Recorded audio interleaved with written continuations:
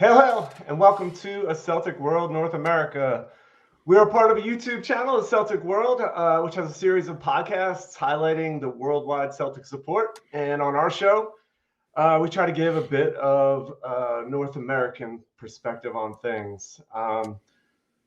So we are definitely in the middle of a proper title race at the moment, which is, unusual for the last, at least 15 years, I would say. So as the title of the show suggests, 3 points, however they come, has to be the motto until the end of the season. It's going to get us a title, which will be one for the ages for how shitty this season has been. It'll be, one to celebrate, and we'll utterly fucking destroy that club on the other side of town. The late goals are great, but I don't know how many times we can continue to go to that well. I think it's going to catch up to us sooner or later. So, a dominant performance from the start would be great in the league. So we'll talk about the killing match from last weekend and a preview of Stuttgart in Europe tomorrow, which for me is not my main focus, and we'll see what the other guys think tonight.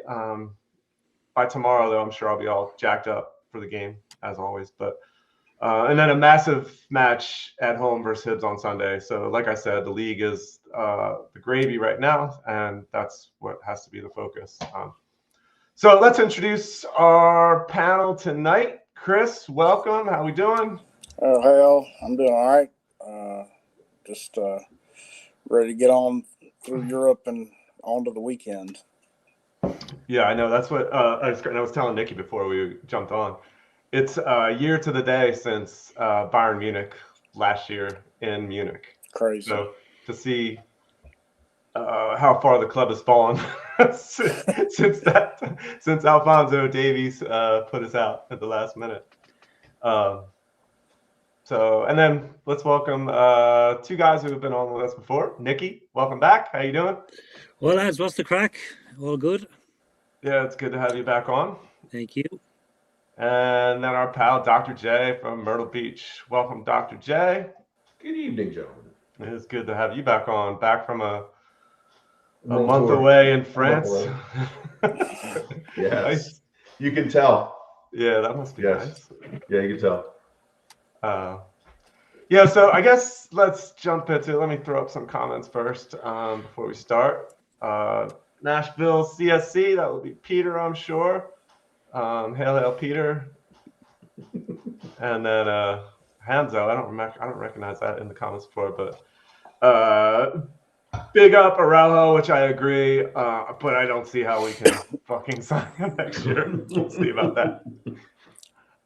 So let's jump into Killy over the weekend. And like I said, again, it was just leaving it late like we had done the previous two against Dundee in the Cup and then Livingston midweek.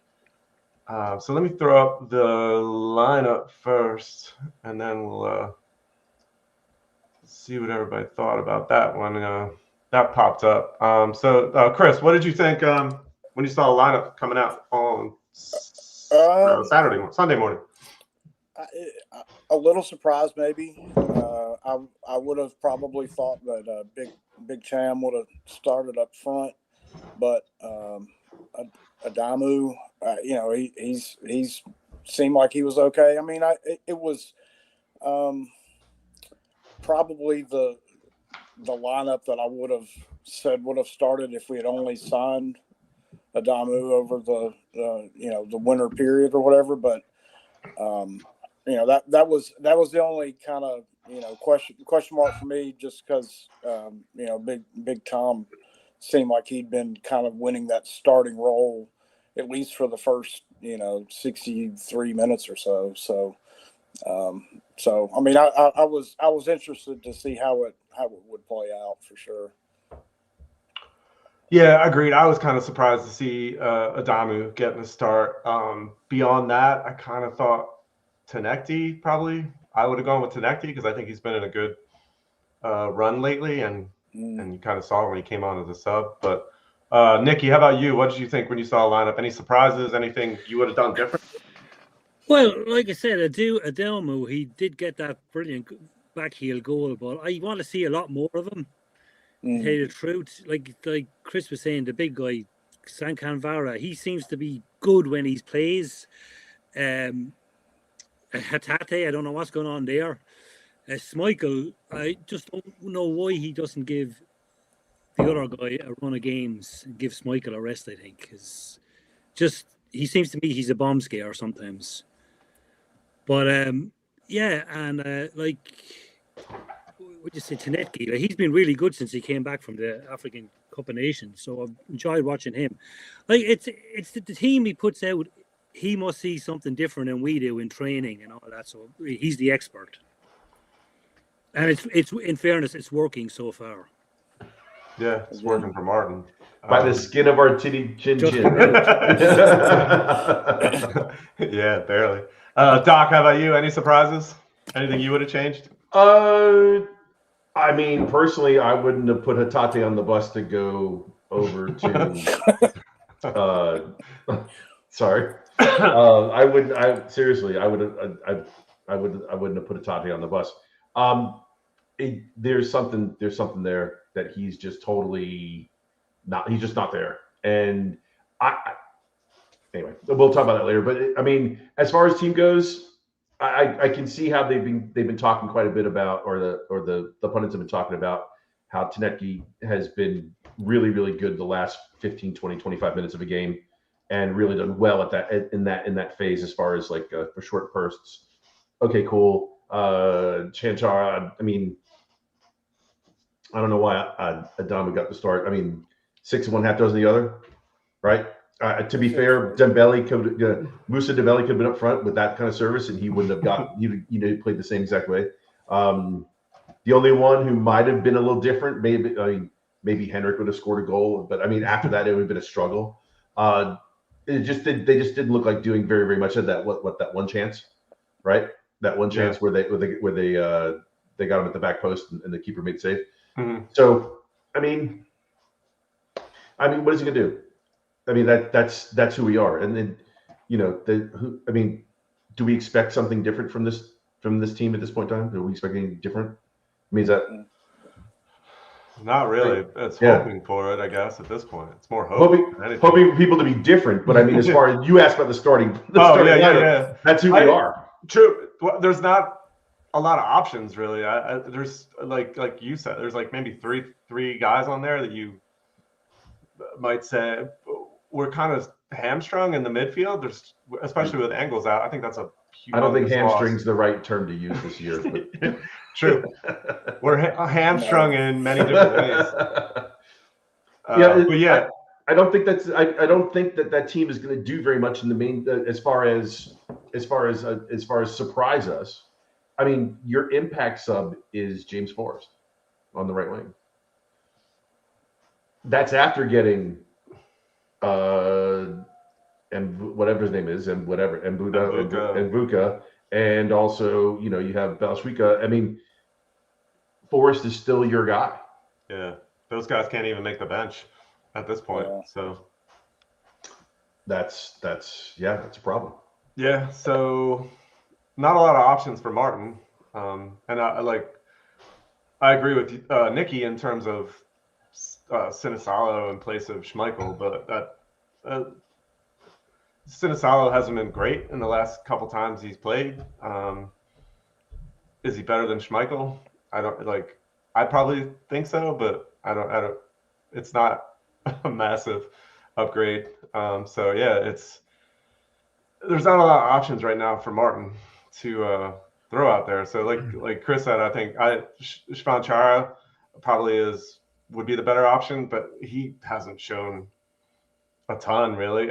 He's had a few good touches and a couple of assists and the one goal. So it's not like he's tearing it up out there. But Adamu didn't do much in the first half on the weekend. Hey Sean, when it comes to Schmeichel, and Chris and I have talked about Schmeichel before, but when it comes down to it, I think the bombshell that came out yesterday was a bunch of things Darren O'Day said on that Open Goal podcast. which I watched the whole entire thing just because I couldn't believe what he said. But he's saying that Schmeichel's carrying a left shoulder injury, that he can't use his left arm. Yeah, I've heard that too. Yeah, but that hasn't been reported anywhere else, has it? I mean, that's the first time I've heard it. I've heard people talking about it, but not in those terms. In terms of like someone O'Day coming out and that's Saying, more inside information saying that's what's up. So what does that tell you? Even then, what does that tell you about Sinisalo at that point in time, that he's still starting this guy with the left shoulder that's probably 50%? That's an indictment, right? Which explains why they've been looking for a goalkeeper. Yeah. So first half on Sunday is brutal. Starts off, and I think it was 20 minutes or so in. Kelly scores our first goal. And Chris, I'll let you. What's your reaction to the goal? It was a little bit like an over the top ball down the left side and cut back, and Trusty was beaten. Just reaction to that goal. Just everybody was out of position. I mean, it like it was one of those that like I got it, I don't got it. Like it was a dumb goal to give away. But to kind of piggyback on this, I would think that sometimes Schmeichel, even if he's carrying an injury, I think sometimes he's so rooted to the spot that he makes those quick action saves, right? But he doesn't dive for the ball. Like he's not like if you're 25, 30 yards out and somebody has a great strike on it, he may just stand still. And I personally, I would like to see Sinisalo just because I want to see what he can do. Because if he gets one game here and one game there, like that's not really proving anything, right? Like he needs to get like 4 or 5 games in a row, whether it's league, Europa League, whatever it is. Throw him to the fire if you feel comfortable. But as Dr. J and I had discussed previously, that like there's probably a reason that Schmeichel's still starting. So I mean, at some point I have to kind of throw my hands up and go, yeah, I don't know. I mean, I would like to see Sinisalo, a younger goalkeeper, kind of really going for the ball and being that defensive force that we really need. I don't know what that future looks like for Sinisalo, but I mean that would be my hope. But back to the Kelly match, when that goal went in, that was my first thought, was like, well, shit, that was another defensive kind of blunder that kind of gave that goal to Kelly. So I mean, I wasn't really surprised. I was sort of kind of bewildered a little bit that we let them score kind of so easily, especially that first one. I mean, it just looked like a dumb penalty to give, a dumb goal to give away. No, 100%. It was at the same time, Kelly was playing through us with ease in a lot of cases and creating other chances even before that. So that one, and I think Trusty and Scales had a rough first half. Trusty particularly. It's terrible. And that play got beat, was able to make up the ground on John Jules, who looked like a decent, at least maybe Celtic made him look like a good striker, and then made up the ground, but then didn't close him down and gave him the space to get cut back to the middle. And I don't know if Schmeichel was in the best position for it. That's up for debate. But how about you, Nicky? What was your thoughts on that first goal that Kelly put through? Yeah, well, like, albeit with the defensive errors, you have to give him credit. He did take it well. It was a good strike. Oh, yeah, if great strike. Had scored, I'd be happy with that. And going on about Schmeichel, like you said, he does seem rooted to the spot. To me, he's overweight. And you know, I don't know. The great Neville Southall was always overweight too, but he was just brilliant. So it just, to me, is Michael is just past his prime, and you know he's been a good goalkeeper, and that's just the way it is. But yeah, and really annoyed me about the goal was more like the Findlay Curtis celebration. So I was kind of happy after the game when Scales gave it back to him. But yeah, shouldn't have given away the goal. But like I said, it was a good strike by Darren. Yeah, that's why I put up the comment. Oh, I lost it. And Chris, you said that, and I've said it. We've said it in recent weeks. Casper is good with shots. He's got great reaction, hands, kick save. If he's got to move, probably particularly to the side that his bad shoulder is, it makes it even worse. So, I mean, going back to his bad shoulder, like this is the first I heard it, but I do see a lot of comments on Twitter and stuff, and people are saying, "Has Michael only got one arm?" And they were like, "It's all making sense." So. I think Sutton might have mentioned it at one point and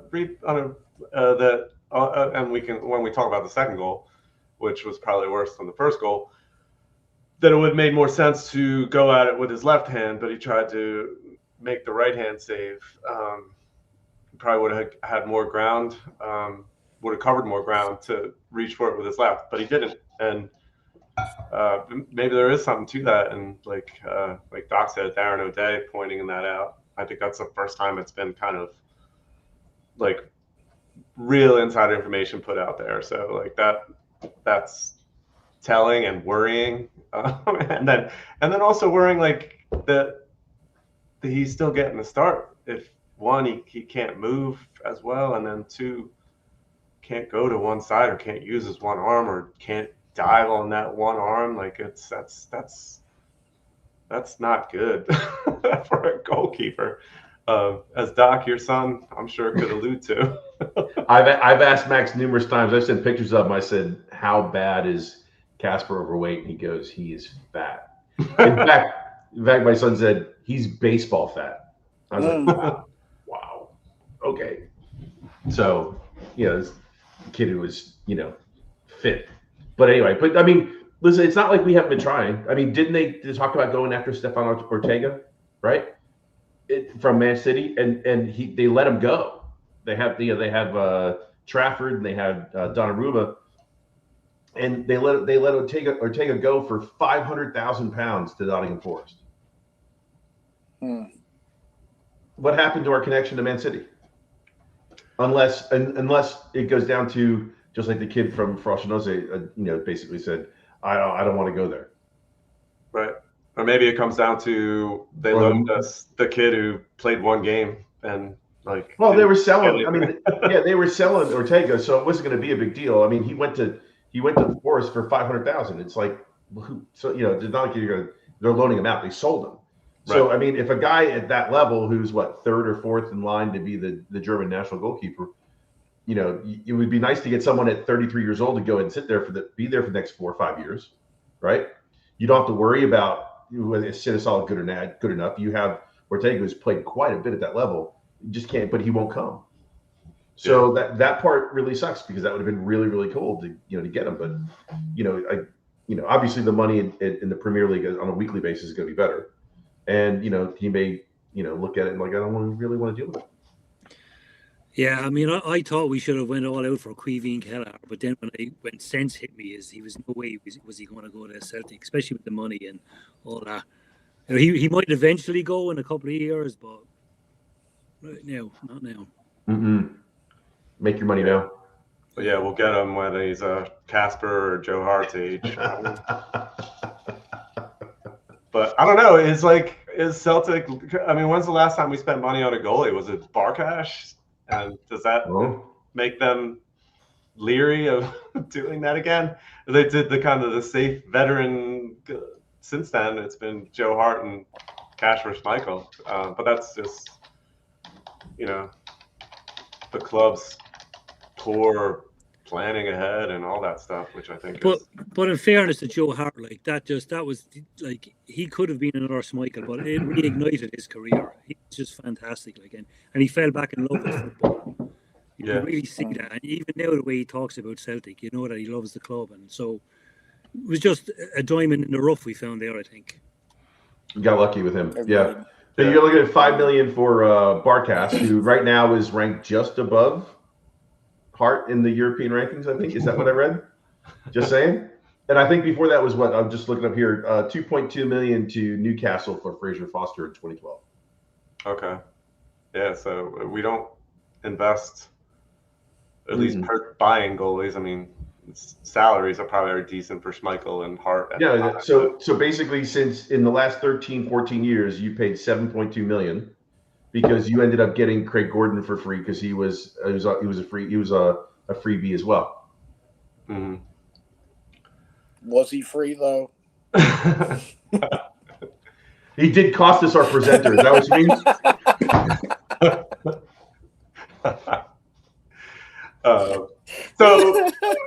Listen, I remember that song. We played that song. My Sweet Summer Is Gone. Oh, Summer Laurel. I remember. Old blue jeans. Oh, blue jeans. Yes, yeah. She threw it around the room quite a bit. Yeah. So the second goal, we've kind of talked, and that happened just 7 minutes later from John Jules' goal, and we kind of mentioned it a little bit in terms of how I think Trusty again probably a little bit at fault on that one, and John Jules couldn't close him down. I saw people like blaming the pitch on Trusty's just. And he does, and I think remember seeing that when we played Falkirk away. He doesn't look like he's very well on his feet, he doesn't look comfortable runner. And I'm not one to blame. I will never blame like it's the same pitch for both teams. So like shut the fuck up and play. And I know some people get hurt on it more often, but Trusty didn't close down John Jules. John Jules, that little chip, and I don't even know who the other guy on Killy, little looping header, and Schmeichel just again got about a half inch off the ground trying to jump and save it using his right arm, probably should have used his left arm, and it's just an ugly goal to give up. Chris, what was your reaction when that went in? I guess in terms of how this game is going to go too at that point, down 2-0 to Killy Yeah, that was probably the more interesting storyline because you lose the one goal, you're still like, all right, we're still in it or whatever. But when that second goal went in, I'm like, I don't feel good about this. I mean, we weren't up for it. Hatate in that first half was absolutely dreadful. Absolutely dreadful. Every time he got the ball, he just would every pass seemed like it missed its mark, and he just was in the wrong places, doing the wrong things. That was a terrible first half, and when we went 2-0 down, I'm legitimately thinking that we're going to lose this 3-1 or 4-1, something like that, just because Killy had their tails up at that point. They scored that second goal. They were firing on all cylinders, and thank God halftime came. Hey Chris, let me ask you. That you said Hatate didn't play well. When was the last time you remember him playing well? Yeah, it's been a while. It's definitely been a while. I mean, it's been a long while, but I mean, if I'm being honest, I'm legitimately why is he out there? Because of how bad he is, and it's I could say that 3 weeks ago, right? And I would still be justified in saying it, but if nothing's changed and it gets worse every time, I saw, and it's probably some tabloid or whatever, but I saw on the internets yesterday about Martin O'Neill having a conversation with him or whatever. And I'm sure it was just a tabloid, but it was a headline that at least made me go, well, at least somebody's fucking noticed by now, because everybody and their brother has watched Rio Hatate just descend into chaos when he gets the ball at his feet. So I don't know, man.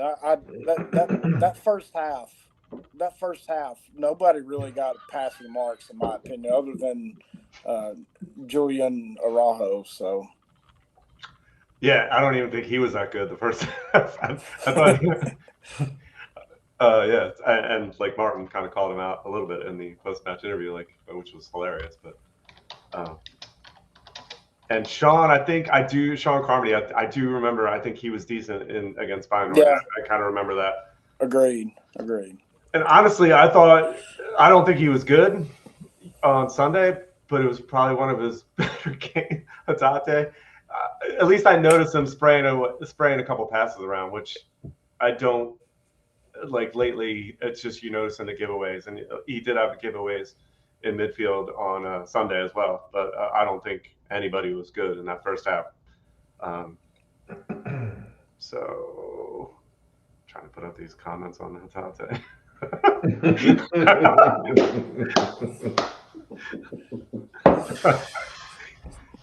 Yes, very true. So go into the half down 2-0 at Killy. And like literally Kilmarnock played us off the park in the first half. And like shit like that is happening this season, which has not happened in years past. And like Motherwell playing us off the pitch at Fir Park. Motherwell's a better side.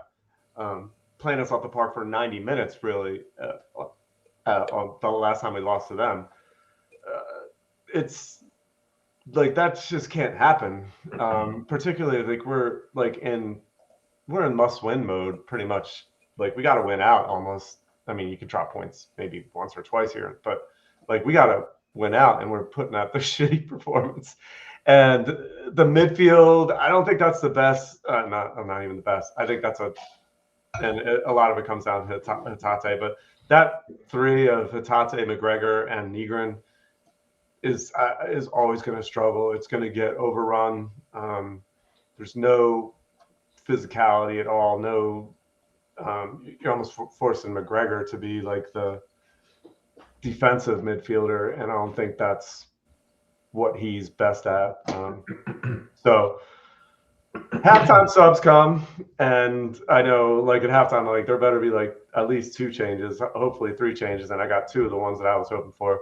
Tenecti comes on, and Alex Oxlade-Chamberlain comes on, and who else came on? It was Shvanchara for Adamu, which, I mean, it was different right from the start.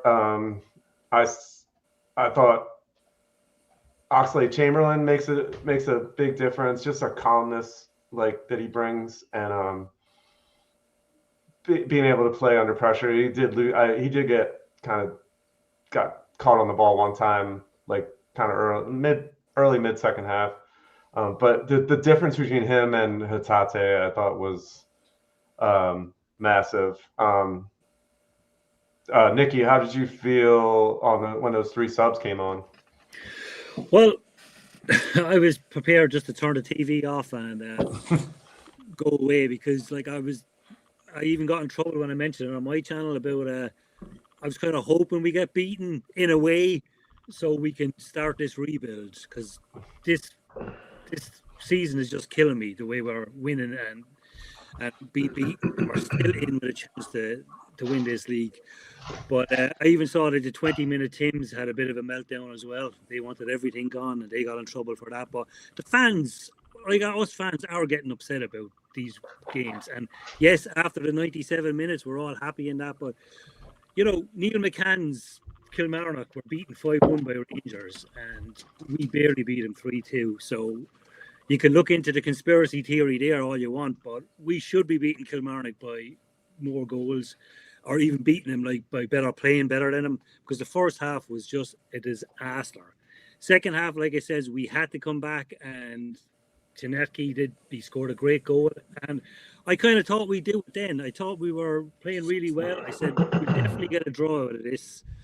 But when we were 2-1 down, I kind of started feeling more at ease. The anger kind of subdued, but it's a tough call, isn't it? Like, Kilmarnock, Livingston, Dundee, they're teams we should be really putting to the sword.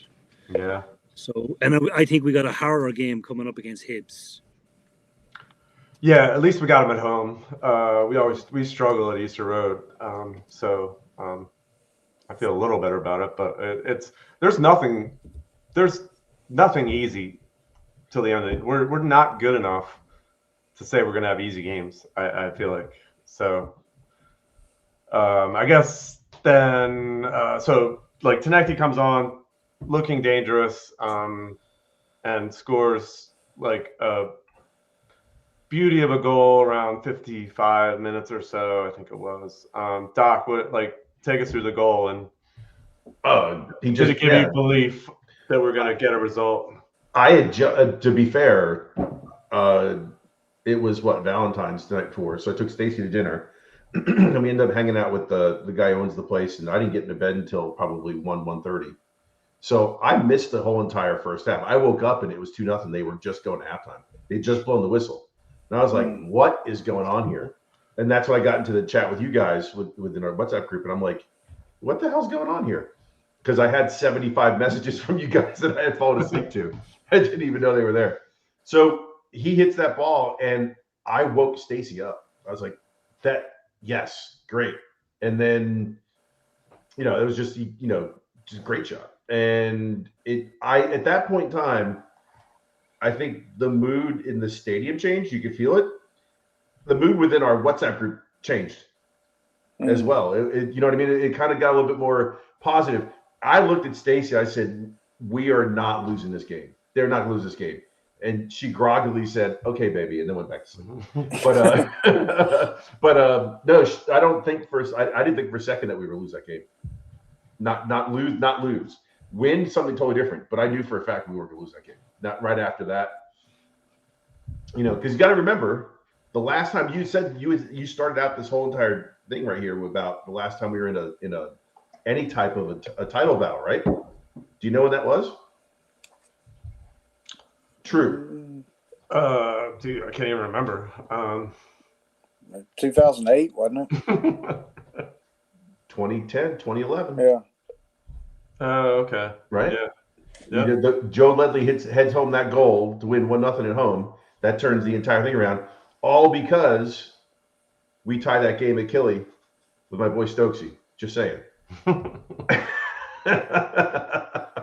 So, I mean, we tie that game with 3-3, right? We tie that game 3-3. Stokes gets 2, and then Mulgrew gets 1. And we almost gave one up at the end of that game as well. But that starts the process of all the way to Ledley's goal, and then they go into administration on February 14th.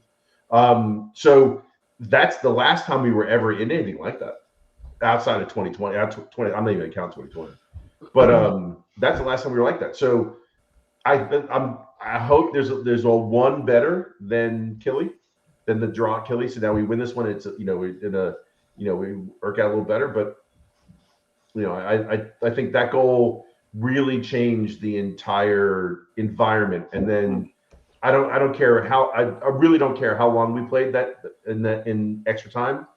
They were good. There was a good chance they were scoring. They just Kelly was just dead out on their feet. Yeah, I definitely agree with that. And you saw that. Like I saw. I mean, we're kind of skipping ahead, but I did see. Like I was watching one Huddle Breakdown podcast, and they were saying, I think Alan was saying, Stephen, the left back, I think it's Robinson, got hit in the face on a cross, and he's like, I swear, he's like, I thought he was concussed, and like he just looked like he was wobbly the rest of the match, and then, like, not that he was at fault for the last goal. I think he was a little out of position, but beyond that, I think Killy. I mean, they fucking battled and played. And like it wasn't necessarily, the second half was more sitting back and just absorbing the pressure. First half they played and tried to take it to us a little bit, and they did. So credit to them, but I think by the end they were out on their feet. And so you're saying they played a good first half and lost the second half?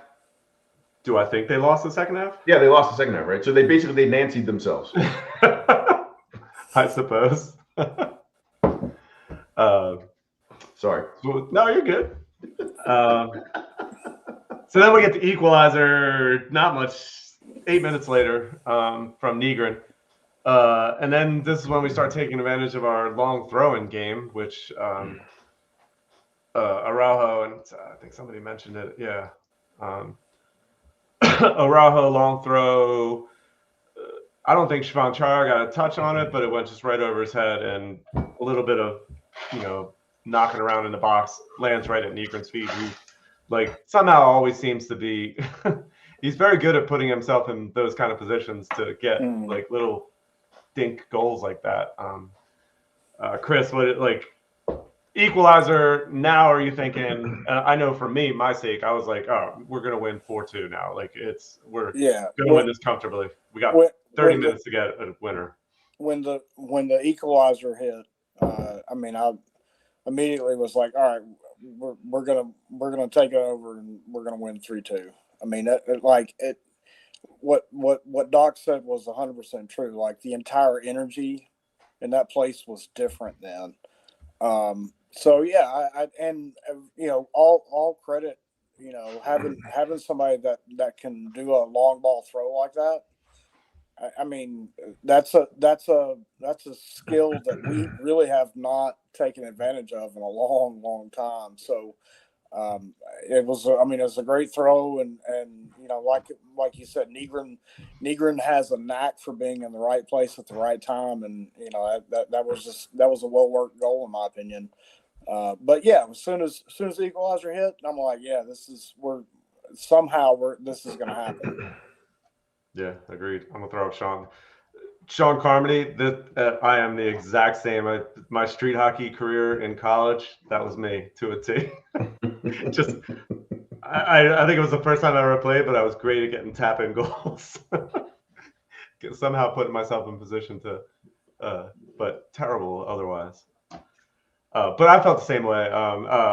Nicky, how about you? At that point, 65 minutes, we got 30 minutes to get a winner. Do you feeling confident at that point? Oh, absolutely. Going back to the Rory Delap point, it's funny because a lot of Lincoln City in England and Arsenal are doing a lot of long throws, and the stats are saying they're scoring from those as well. So the long throw seems to be making a comeback, and it's really good for us. But yeah, it looked like the wind was sucked out of the stadium, and it was like a home game for us in the second half, really and truly. And Nygren, everybody's worst player that we love. He's just always there. He's just big. He's awkward, and he always gets the goal. And we'll talk about him in a couple of years and say, God, I wish I had a player like Nygren now, that kind of way. He's not getting these flowers at the moment, but he is. Is he the top scorer? Yeah.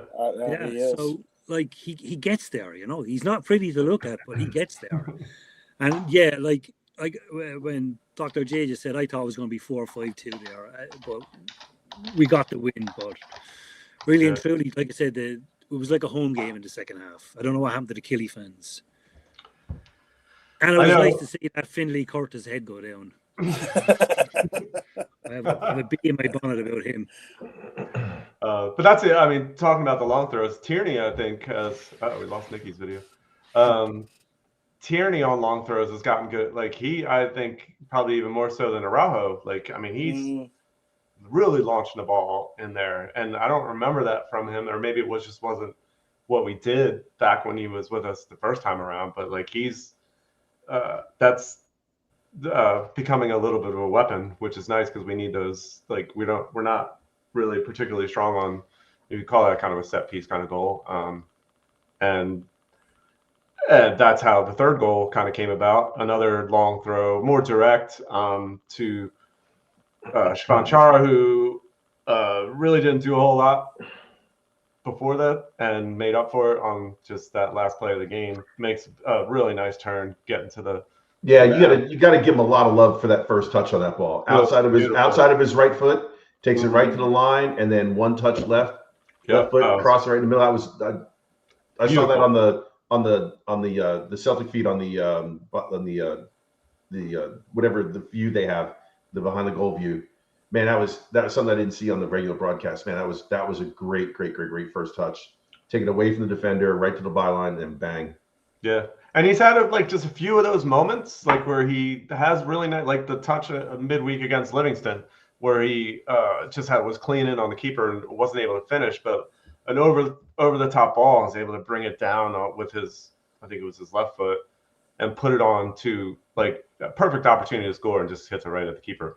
But like he has those moments where you're like, oh, maybe he is a player, but they're kind of fleeting and not happening enough for a Celtic striker. But able to put a little, cross right back across the box. Killy defender gets a small touch on it, and it just falls right to Araujo, who and playing with his left foot was brilliant too. Like I think if he waited to get it on his right foot, it might not have been there for him. So I'm a huge Araujo guy. I've been like that since we signed him. I think he's like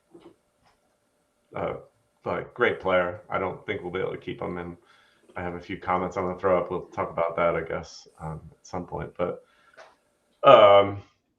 Chris' reaction to the goal and the celebration was just fucking phenomenal.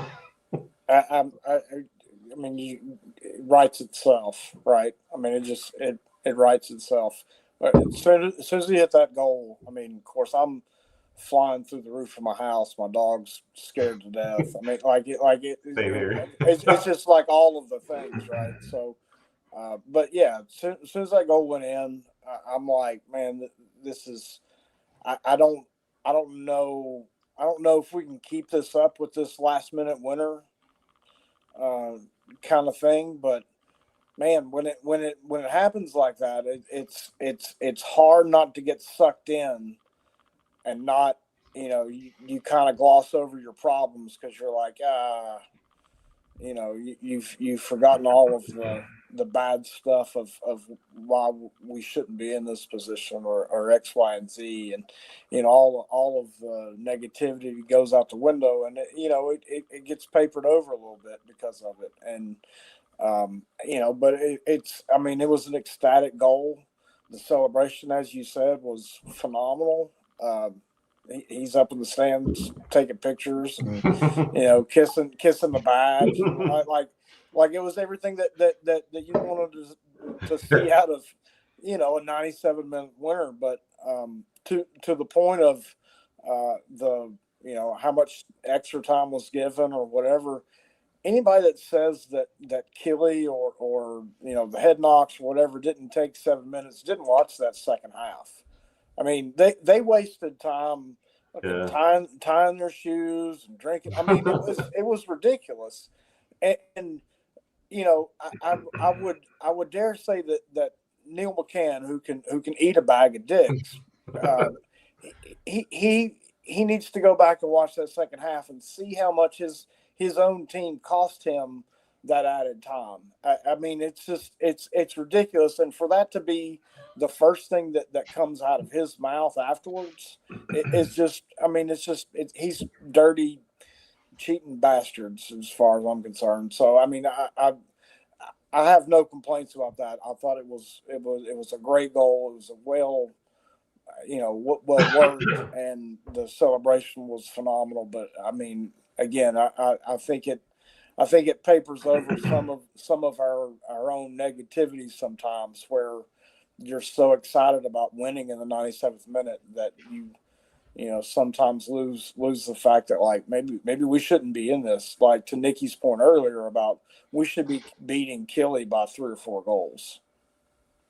It does paper it over a lot of those cracks, and I think we talked about it last week with Mick was talking Mick about and Mick and Danny both, like that we did the boycott on for the Dundee match, and would have been better if we got knocked out of the cup. Would have had more impact in the protest.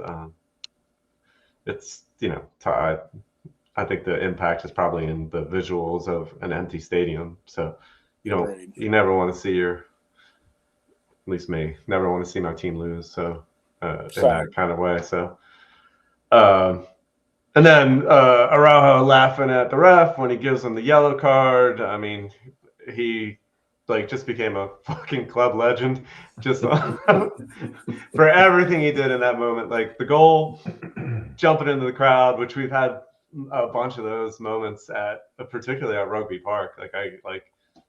Scott Brown jumping. I totally remember him jumping into the crowd when he scored the late winner, and then maybe not jumping in the crowd, but Nakamura's late winner there, Tom Rogic, which is probably the best. Well, both Nakamura and Rogic's goal were outrageous to their winners. So we do have propensity. Was that Killy one, the one where right after Brendan left and Neil took over, he scored that last minute winner? Yes. Yeah. Scott Brown. Yeah. Yep. And that was the one where the view of who was the manager at the time? That was a guy who used to be at Hearts. It was the U.S. Levine. Was it Levine? Like it was Levine, and then I saw that the other day. And then Lenny right behind him, and he just goes. Levine, Yep. And then Lenny goes crazy. Yeah, that's pretty funny. I mean, we've covered it. We've talked about this match for a while, which I mean, it puts us in great spot. Like, and then the Rangers and Hearts play right after us. I was hoping I think most people were hoping for a draw, but Hearts losing just tightens things even more in the title race. So I mean, we said we were going to talk about, like we are, and it's Hearts is up 2 points on I can't remember the specifics of it. I should have put a clip together of it, but like we're just not used to this. I mean, so tight, particularly adding on the third team in Hearts as challenging for the title. I still think they're going to fall off, and particularly with the injuries. I mean, not that we don't have injuries, but Shankland and Devlin being out, I think has hurt them a little bit. I think, though, mentally after being beaten by Rangers, they will fall off. I thought if we had to beat them in that 2-2 game, I think the same thing might have happened to them. So I think now that, like, it's, the pressure is all on them now. And I just don't think they'll handle it at all. Yeah, and are they equipped to handle it? They've never been through it. Like at this point, like have any of those guys been through a title race in Scotland? And I don't know. I think they're going to fall off. My main, and that's why I almost wanted Hearts. If it wasn't going to be a draw, I wanted Hearts to win. Beyond the fact that I never want to see Rangers win ever. I can't imagine a situation where I want them to win. But I just threw up Mick's comment. Yeah, Mick was on last week, and it's true. Like, and that's kind of goes to the if we're able to pull this league off this season with how poor a season it's been to watch, it'll be one, a fucking miracle, but two, like something to celebrate, a different thing to celebrate. It's to win a competitive league and play poorly. I don't know, and it will be devastating, I think, to both the other teams involved, like Rangers and Hearts. So, like, I'm I'm ready to enjoy it. Let me before we move on from that, let me just play a quick clip from our sponsor. I gotta throw it up if I can find it. Every life is full of stories, and we all know someone whose story should be preserved. That's what an audio memoir is, a record of you or your loved one's life stories, family anecdotes, and poignant memories. We will talk online and then edit the recordings into episodes, accompanied by family photos and contemporaneous images of the past, creating an enduring audio-visual experience. We all know someone who deserves an audio memoir.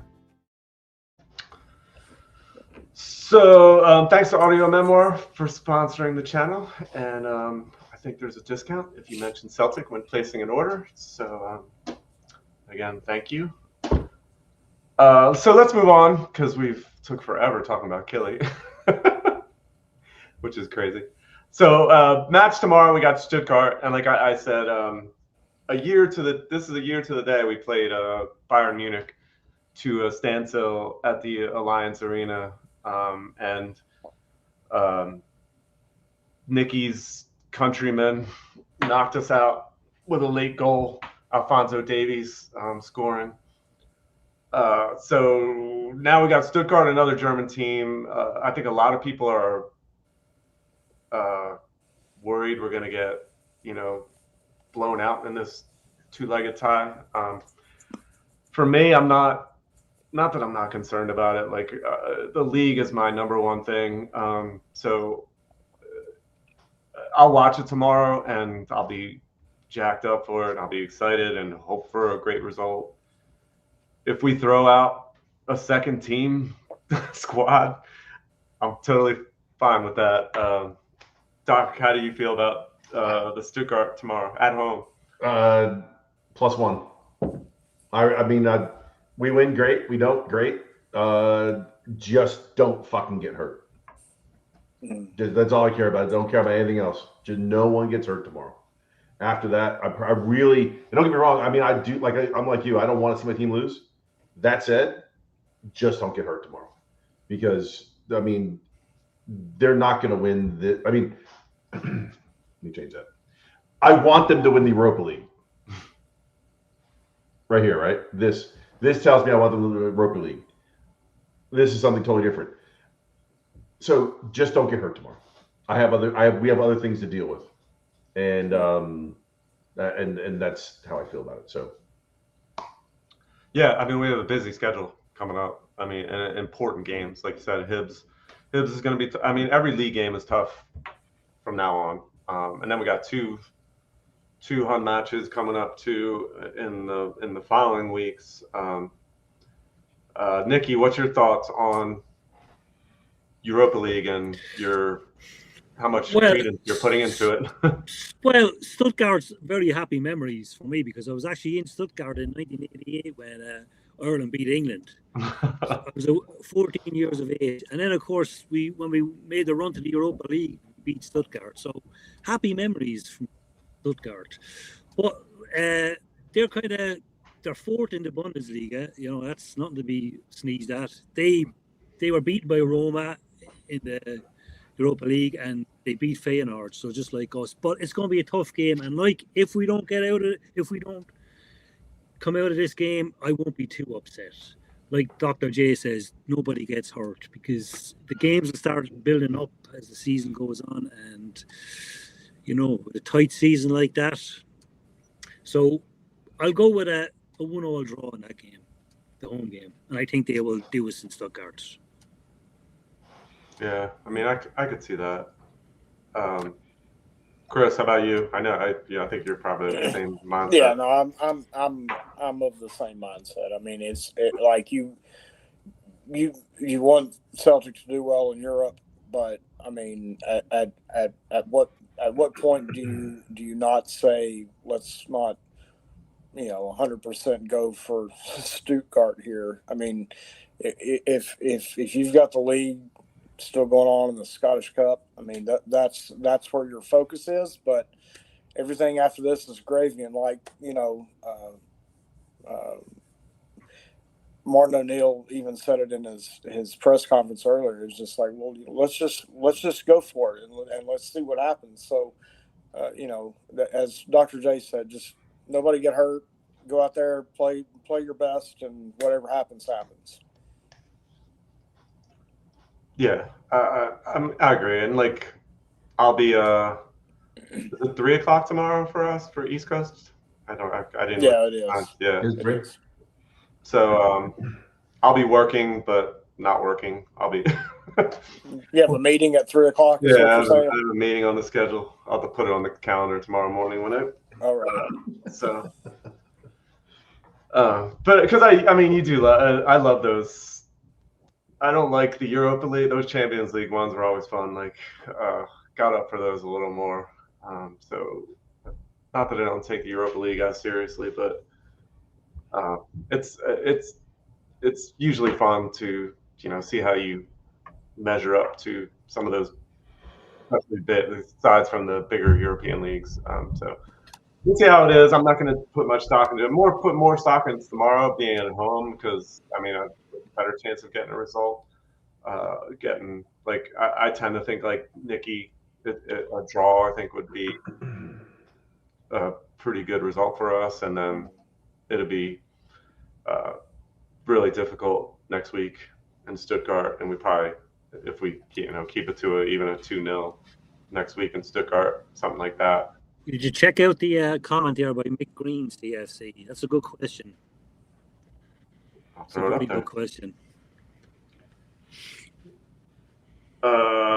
Oof. No, for me, no. I think we need to win the league, but Hearts win it. That makes a difference. I don't know. What do you guys think, Doc? Quick answer on that one. What do you think? I hate Derek McInnes. No fucking way. I hate him. Chris, no. What do you think? That's a good question, Nick. God, that is a good question, Nick. My hat's off. I'm fuck Derek McInnes. We're the champions of Scotland. That's where we need to be. Yeah. How about you, Nicky? I don't know. Seeing how fucking happy Spurs were last year after a shit season, I don't know. But I'll probably go with the league. Yeah, I think the league is our bread and butter. And particularly one that I'll never want to see Rangers win it. And then two, like you guys said, I don't want to see Derek McInnes win anything. And even Hearts, I'm not I hate their fans too, almost as much as Hans. So I mean, if you had said Motherwell or Falkirk, yeah, that makes a difference. Sure, but fucking Derek, that whiny motherfucker, I can't stand him. What did they call it? They call Hearts the Diet Huns. Diet Huns, yeah. Diets. So that's a good question, though, Mick. I don't know. But I mean, I think the main point is that we need to be focused on. I'm not even as focused on Scottish Cup. It hurt. Not that we got Huns in the next round, which that makes it a little more makes it more important.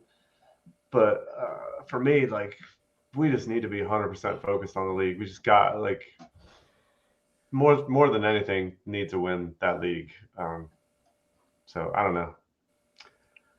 I'll be watching tomorrow though, and pretty excitedly. So as soon as kickoff happens, everything's out the window, and you're to win 4-0. I mean, so yeah. Plus, it gets me out of work, doing work for 2 hours. So. And I'm getting paid for it still, but don't tell my boss. Don't tell my bosses. And then, so this weekend, then we have Hibs at home. So again, like I said, there's nothing easy the rest of the way for us this season. I can't think of this last week. I would have said when I looked at the schedule a couple weeks ago, and I'm we got Dundee in the Cup, we got Livingston midweek, and we have Killy away. Those are games we should pretty easily win and feel pretty comfortable. And they were as far from comfortable as you could get. It was last second on each one pretty much. So I guess for the weekend, I mean, in terms of, do you want to see any changes to the lineups or anything? Maybe an Oxlade-Chamberlain starting? Is that something that might? Yeah, the biggest thing I want Hatate to sit next to me for the game. That's the first thing I want to have happen. Hatate sit right fucking next to me, and then we could talk about the game. What I'm really concerned about is Maeda. Man, dear God, does he fall off a cliff as well? Yeah. I mean, we can go all the way back to the fucking qualifiers where he should have scored twice in both games. But as far as that goes, I think Chanchara, he's got to start, and Taneki's going to have to start as well, and then you're going to have to put Maeda on the right, and go from there. I don't know what Yang's issue is. I mean, he's every fourth game. Or every third game. but I just got to put them up front and just let those guys hound the back four of what's going on over at Hibs. But Oxlade Chamberlain has to start, and then from there, I mean, the rest of the team picks itself. So yeah, and then God knows, I mean, maybe the story getting out about Casper's shoulder starts a nothing more to hide, so they go ahead and make the move. But I don't think, to be fair, I don't think our problem really is whether or not Schmeichel starts. Our issue is fucking finishing at the top of the goddamn field, at the top of the pitch. That's our biggest issue. Yeah. Absolutely. One, it's creating chances and then finish. Like, we're not creating as many chances as we have in years past, and when we do, it's straight at the keeper, or even those really good chances tend to be straight at the keeper. Like I mentioned, like whatever, Spanchar in midweek gets almost a breakaway right at the keeper, and like that's just happening way too often. Nicky, how about you? Is there anything you want to see in terms of changes to the lineup, or how do you feel about the weekend? Well, I just saw. I was trying to look it up there. There's a picture of the Japanese. He's the translator. I think his name is Nakamura. He was out last night having dinner with Martin O'Neill and all the backroom staff. There was a picture. I was wondering, like, what's the story there? Like, if the Japanese players go, does he go? I was wondering, is Martin onto him to tell these players what the fuck's going on? They need to play better. That's what I was kind of getting the gist of it, because, I mean, going off topic here, though, we sold we sold to Genk, and now he's with Besiktas and he's scoring overhead kicks and all this. And I think we got rid of the wrong Asian player because he's on fire at the moment. But I'm not really up to date with the game coming up against Hibs so far. Hibs have a good little player they brought over from Ireland, Owen Elding. He's a guy to watch in the future. I wish Celtic had looked at him. But like I said, Hibs, you never know with Hibs, what players are we going to put out? Like, yeah, I think the Ox needs to make a start to see, can he do 90 minutes? And I think Hibs would be a good game for that. Not to tinker with the squad too much. Maybe give Schmeichel a break. I don't know. Well, like I said, every game now we just need to win, and I don't care how we win it. However it comes. An own goal off someone's arse, don't give a shit. We got the 3 points. It's getting tight. Absolutely. Yeah, Chris, how about you? What do you want to see on Sunday? Same. It's 3 points. I would maybe put Big Tom to start. I like starting the Ox. They're at midfield, just like Dr. J and Nicky have been talking about. But I want to go for it. Whatever team is going to have the most fire in their belly.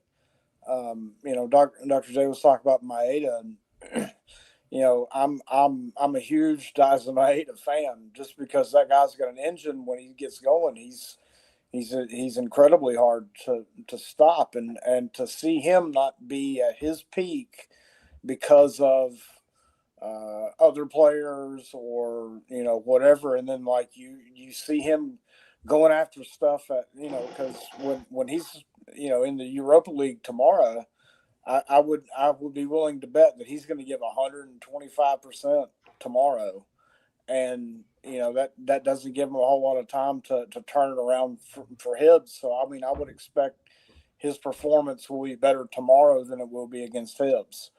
That's a concern because we've talked about it at nauseum at times, that every match at this point is going to be do or die, put up or shut up. This is your time to make a statement, and I'm for that reason. I mean, I'm glad we're playing at home right now, because I think the thing that we need the most of is consistency, and we need continuity between the squads, so that if one person, if Taneki is in for Yang and whatever, that Yang, whenever he comes back in, he's given 100%. Or James Forrest, or anybody else that you're sticking out there. I think I think being consistent with whoever's out there is the most important thing at the moment. So that's what I'm hoping for, at least. Yeah. Let me throw up one comment because I missed this one. Do you take the Huns winning the league if it means Summer Hall returns to Celtic TV? I don't know if I take the Huns winning the league over. No, I'd take anything over that. So. No, No. It was never about Summer Hall. No. Celtic TV. It was Craig Gordon and his connection to that. Yeah. Now, granted, she would be an upgrade on the current Celtic TV presenters. Nah, I don't know. That Peter Graham's a sexy guy. Yeah, we got to meet him last weekend, so that was cool. Yeah. Which one? Peter Grant. Oh no, I meant Celtic TV guys, not former players. I'm talking about the two other guys that do presentation.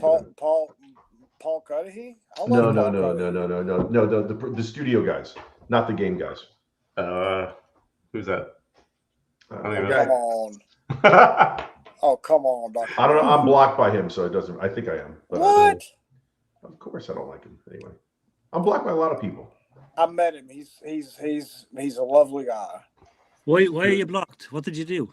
I don't know. I don't remember. But it's been years. I think I am. I don't know. Or no, his DMs aren't open, and he just never replied. Anyway, what the hell's his name? You know his name. That's it. I don't know his name. I forget. It doesn't matter. Don't make me look it up. Tom Boyd. No, Donnelly. No, not those guys. The guys in the studio. See, that's what I'm talking about. Never mind. We'll talk about it later. Anyway, doesn't matter. I'm not a fan. Not a fan. So our last throw predictions out for Sunday. I'm gonna write these down. Hey, listen. Can I ask you a question before you do that? Yeah. Did you hear the bombshell from Darren O'Day about John Kennedy? Yeah, I did hear that. I didn't hear that. What is that? That Kennedy was just not invited to stay when Brendan left. When Brendan left, it was like whether he wanted to stay or not, he was told he wasn't even offered the opportunity. I believe that. Yeah, definitely. Yeah. I believe it. I think the comment O'Day makes to me personally after that is more important. Where the comment that he makes is along the lines of at that point in time, not just the manager changed, but everything changed because he had been around for so long and been the go-between between the staff and the manager across 4 or 5 6 different managers, same people, but 7 different managers. That's crazy to hear. That it when he said that was like, oh wow, that really. So as almost as if the chief internal structure officer was then let go, and then everything changes. I thought that was really, really, really, really an interesting point for him to make. That made a big culture change, which I thought was really interesting. So I think once again, and as I agree with you 100%. I think that to me is another board issue that we can talk about over and over and over again. That you can talk about with the way they treated. Obviously, Maeda right now is in that situation. He was promised to go. Musa Dembele was promised the opportunity to go. Who's the goalkeeper that just left? He was promised the opportunity to go. Not Bain, the guy before him, the guy that came over from. It was Segrist. Yeah, Segrist, Benjamin Segrist. Another guy was he basically laid out the board as well. This doesn't happen just once, and then you go, oh, it just happened just once. That hasn't just happened; it's happened multiple times. So I think that what happened with Kennedy is really, really, really, really interesting because you bring Nancy in, and I think they really wanted to shift. And I mean that just means they have to own, there's no way in the world they can't own what happened. That's just they have to own that, and I think that's my biggest issue with all of it. Now hearing that stuff about how Kenny was never even invited to stay, they bring in Nancy, and of course As the day says, of course everything's going to change. No one's going to believe anybody. The players are going to go be in it for themselves, and they're not going to believe this guy. Why? Because he's got no support from anybody. It's just him and his team. That's I mean, if we win this league, fuck. Unbelievable outcome. In spite of that's the one time I ever heard, I believe the term in spite of all that shit, if we win league, I'll be surprised. The book is going to be amazing. Well, it really will be. Dude, it'd be like, I mean, technically 4 managers in a season and you win the league. That would be like just someone is definitely going to write a fly on the wall, tell all book about what happened this season. It's going to be epic. Yeah. Oh, I went. I saw my brother on Sunday afternoon, and he ended up watching he was watching the Killy match. I think it was on CBS. And he's like, "What happened? Did you guys get a new manager?" Because he doesn't follow him religiously. He's like, "Last time it was a black guy." I'm like, "No, it's Martin O'Neill back." He's like, and he texts me back. He's like, "Damn, you guys are a mess." And I'm like, "Yeah," but that's like an outsider, like total outsider seat, like seeing what Celtic is like, and it's true. Like it's a mess right now, and it's settling a little bit, being that Martin's been back for the last whatever it is, how many? And it's not even a controlled mess. No, and it's not even. No, it's a dumpster fire that's turning into a 5-alarm. Yeah, it is not under control in any way, shape, or form. Nope, not at all. So let's move on. Fuck predictions. Let's just fucking win on Sunday. Win on Sunday. As the show title said, 3 points, however comes. Prediction. Like said, 94th minute winner for Celtic. There's my prediction. Own goal off of whoever's ass. Like I don't care. Like just win. It's gonna be uncomfortable probably, and I'll be angry while watching it. But just win it out. So, and that's what we need at this point. That game's Sunday as well. Is that early? Is that a Sunday 7, a noon game, or is that a Sunday afternoon game? I was thinking it was 10. It's 10, I think. 10 Eastern. Yeah. Nice. I think, yeah. 99th minute winner with Casper's belly. I'd like to see how that happens, but get your money on that one, boys. I'll take it. So one thing I want to talk about, and let me see if I can pull it up. The Celtic Foundation is doing a sleep out, and Lone Star CSC in Dallas is hosting it this weekend. And so let me stick this. Sorry, I'm on the wrong.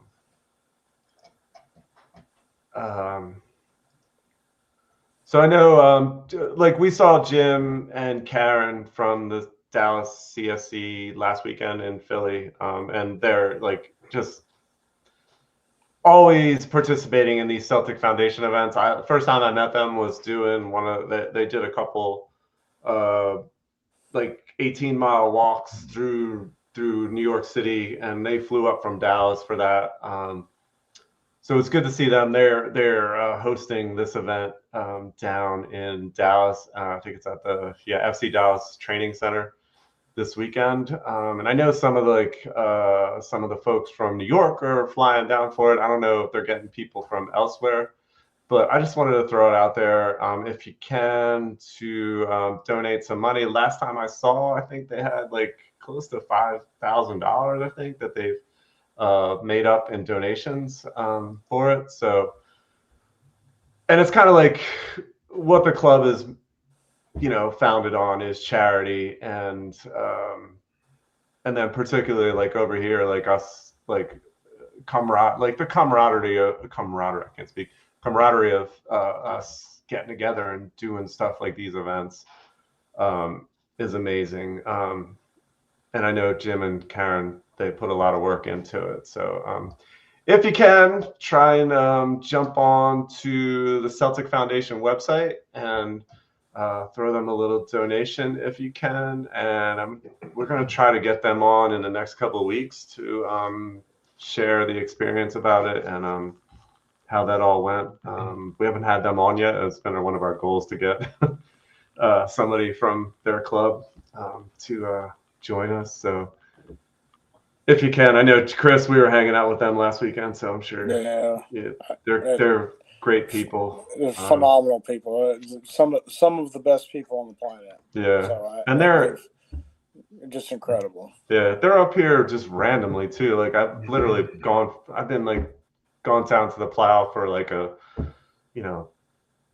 9 a.m. game versus Motherwell, and I look over and Jim Smith is sitting there. I'm like, what the hell are you doing here? And I think they came up for like an Oasis concert or something like that. But they're always up here in Philly and New York too. So like they're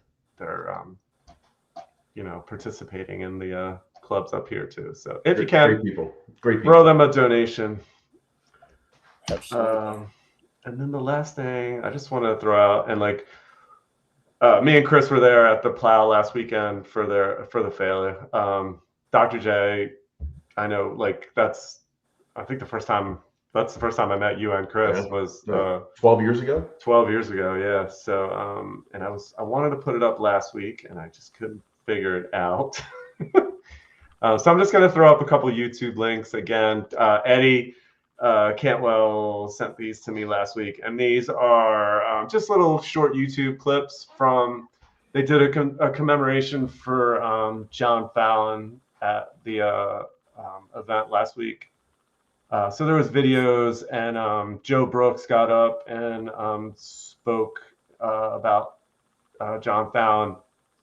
Actually, the city of Philadelphia, the city council did a proclamation honoring John Fallon as part of the weekend, and the actual Pennsylvania governor's office did a proclamation. So they went all out to try and honor John Fallon because he came here in 2018 for when we did our Fela, and like fell in love with the city, and it was the year the Eagles were in the Super Bowl. The Eagles won the Super Bowl. That was Super Bowl weekend, the Fela, and he just kind of became a diehard Philly guy. So and if anybody was there, like Chris, I'm sure would agree, there was not a dry eye in the house as Joe was talking. John Fallon's son Brian and some of his other family came over for the event, and so Brian got up on stage and spoke, and it was just one of those things that pulls you in closer to the club and makes you, like I said, the camaraderie of the whole thing is, and that's what kind of sucked me in. And I know, like, I'm sure Chris and Dr. J and you too, Nicky, the same thing. Like, I love it about Celtic and attending those events. So, Chris, did you have any thoughts on the John Fallon thing last week? Oh yeah, I mean, I got to talk to Brian well into the night after all that happened, and he's a down to earth Celtic supporter, but I think the most common thing about stories about John Fallon, because there were a lot of them that were being passed around by various number of people, and that he just was a regular Celtic supporter just like everybody else, and that kind of no ego, and you're doing it because it's the passion that drives you to be a Celtic supporter in any way, shape, or form. I think that kind of leadership, I guess, is the right word for it. That kind of leadership that shows that it doesn't matter where you're from or what the name of your jersey is on the back. That badge means something more than people will ever know, and you're fighting for a club and a cause, just like Tommy Burns said. So I mean, you're exactly right. Those moments when you can have a room full of 300 people and not a dry eye in the house because how much passion John Fallon gave to Celtic and Celtic gave to him, and in turn, Philadelphia turned around and gave John Fallon. I mean, it's just it really is what makes this club so special. So it was phenomenal to be a part of it. Couldn't say it any better myself. So yeah, can't wait for the next one. Hopefully, Nicky, you can come down for it. Maybe I don't know if we're going to do one in February next year, but we got Detroit and Detroit. That's not far from you, Nicky. Yeah, I saw that, but that's a working weekend for me. Doc, are you planning on doing that? I don't think you could. I remember you saying you couldn't. I think. I am teaching a 6-hour online course that Saturday. Oh shit! Kill me, just kill me. New Orleans looks nice though. I know we were just debating on that in the chat today about my stepson is a huge Saints fan, so I'd love to get down there sometime, especially for all that crawfish and stuff like that. I've never been to New Orleans. I've still never been there, so that's one city I would like to chalk off. But I've never been to Detroit either, so I need to. I've been saying I'm going to Detroit for this thing, so I can't miss it. I just love what Sean Kelly's done with their CSC. So what weekend is that? It's June what? Just to go throw that out for them. What weekend is that? Oh, I don't have the dates right? for New Orleans. For Detroit, it's April 10th through the 12th. I do not have the dates for New Orleans. I'll throw that out there for next week. We'll start trying to publicize that a little bit. Yeah. Best seafood on the planet, though, is in New Orleans, Louisiana. All right. What a great place. Oh, dude, I know I would love it. That's probably city. I would love that city. Nicole, my wife, has been there, I know, and she was a huge fan. So love that city. Yeah. So I think we covered everything that we had plans to cover tonight. So I think we'll wrap it up there. Thank you, Nicky and Doc, for coming on. Nicky, do you want to publicize your YouTube channel? And yeah, it's there at Nicky Football _74. It's just I talk about not just Celtic. I talk about like Irish football, and we have our own Canadian Premier League is starting soon, and I have a season ticket to a team here, so I try and watch as much as that as I can, even though it's not great. But you gotta support your local sheriff. Here. Who is your local team? Well, they're called Hamilton Forge. They're they're about an hour and a half away. It's just a nice spin down the road. Yeah, I've been trying to get a couple guys from Nova Scotia on, and they're like big Halifax Wanderers. I think it's Halifax Wanderers. Yeah, there's one of my friends he does a podcast called Down the Pub Podcast. It's about Halifax Wanderers. You also need to get that Canadian boy on because he's. Yeah, I'm trying. He's just not responding to me. To put it kindly. I tried to get him on tonight, but yeah, didn't work out. So maybe another time. But and yeah, Doc, thanks for coming on. I know Doc, I texted him late this afternoon to join us, and so thank you for being available. So I was on the golf course. It was 70 degrees down here. It was totally fine. No worries. Fuck you. The golf course. It's 70 degrees. It's gorgeous out. Day. It's a working day. I did. I worked.